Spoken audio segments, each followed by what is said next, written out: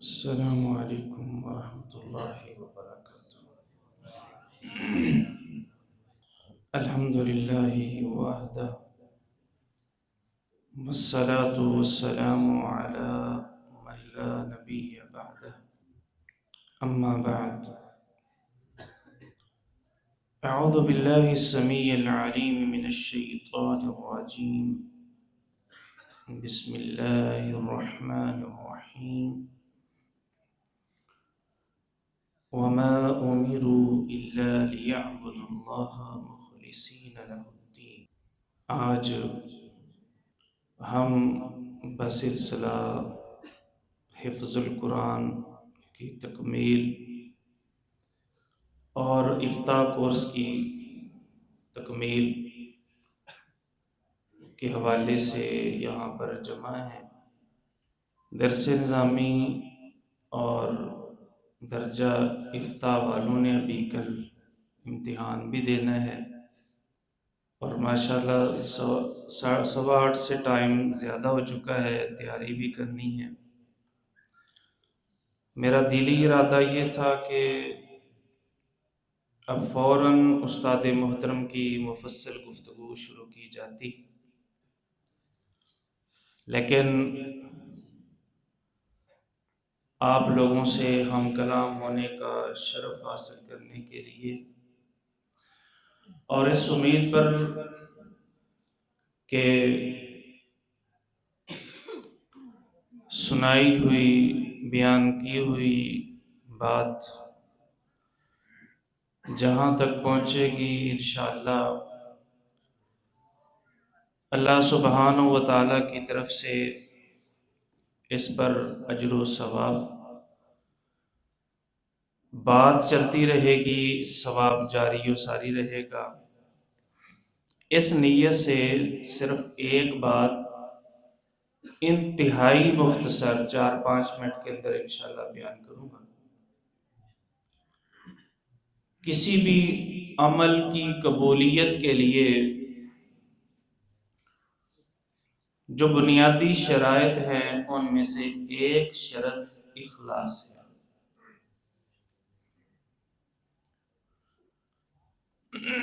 آپ لوگوں نے، افتاح والوں نے ایک قاعدہ بار بار دہرایا ہے، الامور بمقاصدها، جس کو الاعمال بالنیات سے بھی تعبیر کیا جاتا ہے۔ اخلاص کا معنی ہوتا ہے ملاوٹ سے پاک کرنا، چھانٹی کرنا۔ یہ ایسا قیمتی اثاثہ ہے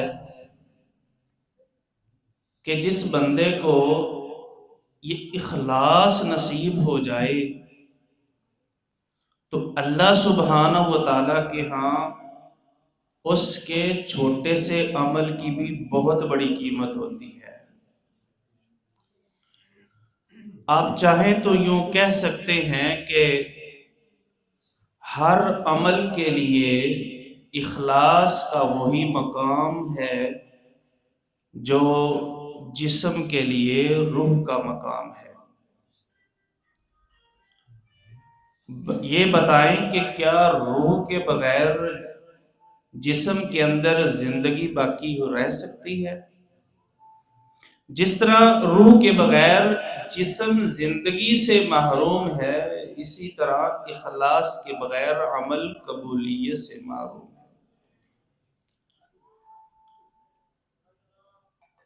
ہمارے آنے والے خطاب فرمانے والے معزز احباب نے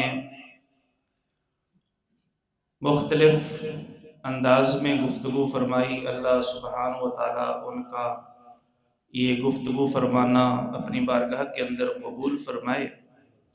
ان میں سے بہت ساری باتیں ایسی تھیں جو ہمارے سامعین کے کسی ایک طبقے کے ساتھ تعلق رکھتی تھی، اور میں جس بات کا تذکرہ کر رہا ہوں اس کا تعلق سامعین میں سے ہر بندے کے ساتھ ہے۔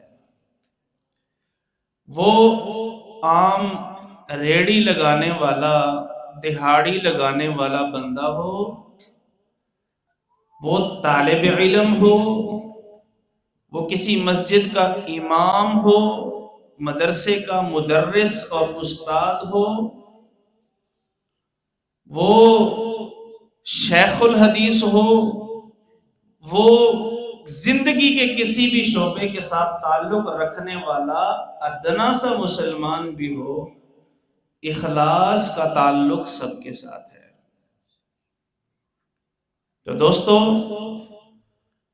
رسول اللہ صلی اللہ علیہ وسلم نے ارشاد فرمایا انما الاعمال بالنیات، اعمال کا دار و مدار، اس کی قبولیت کا دار و مدار، اس پر جو رزلٹ ہوگا وہ نیت کے اعتبار سے مرتب ہوگا۔ ایک حدیث بڑی مشہور ہے، آپ لوگوں نے بارہا بار سماعت فرمائی ہے کہ سب سے پہلے جہنم کو جن 3 بندوں سے بھڑکایا جائے گا جہنم میں ڈال کر کے، یہ وہ لوگ ہوں گے جنہوں نے نیکی کی ہوگی۔ ایک نے علم حاصل کیا، قرآن کی تعلیم حاصل کی، پڑھا پڑھایا۔ دوسرا وہ ہے جس کو اللہ نے بڑا پیسہ دیا تھا اور جتنا پیسہ آیا اس میں سے بہت بڑی مقدار اللہ کے راستے میں بھی خرچ کی۔ اور تیسرا وہ بندہ ہے جس نے اپنی قیمتی ترین چیز جان بھی جہاد کرتے ہوئے وہ گنوا دی، لیکن تینوں بندوں کو اللہ نے فرمایا کذبتا، تم نے جھوٹ بولا، اور ان کو گھسیٹ کر کے جہنم میں ڈال دیا جائے گا۔ وجہ کیا ہے؟ اس لیے کہ ان کے اس نیک عمل کے اندر ریا کی ملاوٹ شامل ہو گئی ہے۔ اخلاص کا معنی ہوتا ہے چیز کو، عمل کو ملاوٹ سے پاک کرنا۔ جب عمل کے اندر، عبادت کے اندر ریا کی ملاوٹ شامل ہو گئی تو یہ خالص نہ رہا، اور اللہ صرف خالص عمل ہی قبول کرتا ہے، ملاوٹی عمل قبول نہیں کرتا۔ تو میں اپنی بات کو ختم کرتا ہوں۔ بات کو جتنا بھی طویل کیا جائے، خلاصہ تو یہی ہے کہ ہمیں اپنی نیتوں کے اندر خلوص پیدا کرنا چاہیے۔ ہم پڑھ رہے ہیں یا پڑھا رہے ہیں، ہم نماز پڑھ رہے ہیں، مسجد کو چندہ دے رہے ہیں، مدیر بن کر ادارہ چلا رہے ہیں، کسی بھی شعبے اور تعلق سے رکھتے ہیں، شعبے سے تعلق رکھتے ہیں، تو ہمیں چاہیے کہ خالص اللہ کی رضا کے لیے عمل کریں۔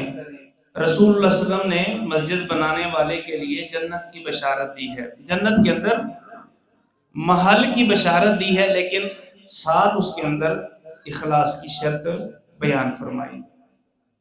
چنانچہ ارشاد فرمایا کہ من بنا للہ مسجدا یبتغی بہ وجہ اللہ بنى اللہ لہ بیتا مثلہ فی الجنہ، او کما قال النبی صلی اللہ علیہ وسلم۔ یبتغی بہ وجہ اللہ، اللہ کی رضا، اللہ سبحانہ و تعالی کو راضی کرنا، صرف اللہ ہی کے لیے مسجد بنانا، یہ ایسا عمل ہے کہ اللہ سبحانہ و تعالی مسجد بنانے والے کے لیے، مسجد کے اندر ایک اینٹ لگانے والے کے لیے بھی جنت کے اندر محل اور گھر تعمیر فرماتے ہیں۔ اللہ سبحانہ و تعالی ہمیں اپنی نیتوں کے اندر خلوص پیدا کرنے کی توفیق عطا فرمائے۔